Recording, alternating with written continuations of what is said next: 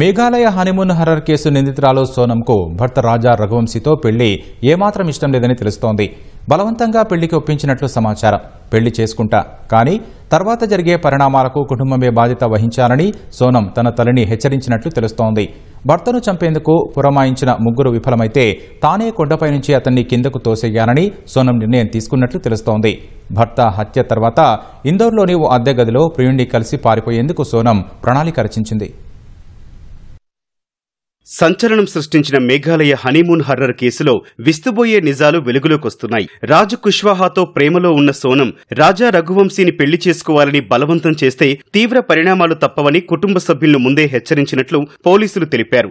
రాజ్ కుష్వాహాతో సోనం ప్రేమ వ్యవహారం ఆమె కుటుంబ సభ్యులకు ముందే తెలుసని రాజా రఘువంశీ సోదరుడు విపిన్ పోలీసులకు తెలిపారు. రాజుతో తన ప్రేమ గురించి తల్లికి చెప్పిన సోనం రఘువంశీని పెళ్లి చేసుకోనని తెగేసి చెప్పినట్లు చెప్పారు. అందుకు ఆమె తల్లి అంగీకరించలేదని విపిన్ తెలిపారు. తన సోదరుడు రాజా రఘువంశీతో పెళ్లికి సోనంను బలవంతంగా ఒప్పించారని చెప్పారు. పెళ్లైతే చేసుకుంటా, కానీ తర్వాత భర్తను ఏం చేస్తానో చూడాలని సోనం తన తల్లిని హెచ్చరించినట్లు తమకు తెలిసిందని విపిన్ పోలీసులకు తెలిపారు. అయితే తన సోదరుడు రాజా రఘువంశీని సోనం చంపుతుందని ఎవరూ అనుకోలేదని విపిన్ చెప్పారు.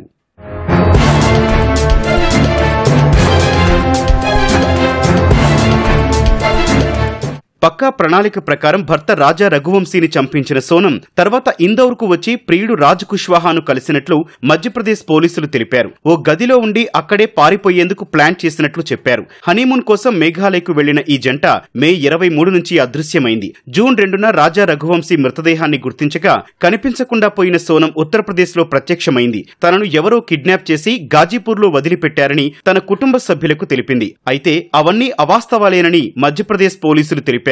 మే 25 నుంచి 27 మధ్య సోనం రైలులో ఇందౌర్కు వచ్చిందన్నారు. దేవాస్ గేట్లోని ఓ అద్దె గదిలో ఉన్నట్లు సమాచారం ఉందన్నారు. అక్కడే తన ప్రియుడు రాజ్ కుష్వాహాను కలిసిన ఆమె పారిపోయేందుకు ప్లాన్ చేసినట్లు పోలీసులు తెలిపారు. అయితే ఆమె యూపీకి ఎందుకు వెళ్లిందన్న విషయంలో స్పష్టత లేదన్న పోలీసులు కేసును తప్పుదోవ పట్టించేందుకే గాజీపూర్కు వెళ్లుంటుందని అనుమానిస్తున్నారు. భర్త రాజా రఘువంశీ హత్య తర్వాత మేఘాలయ నుంచి రైల్లో గువాహటికి, అక్కడి నుంచి పట్నాకు సోనం వెళ్లినట్లు గుర్తించారు.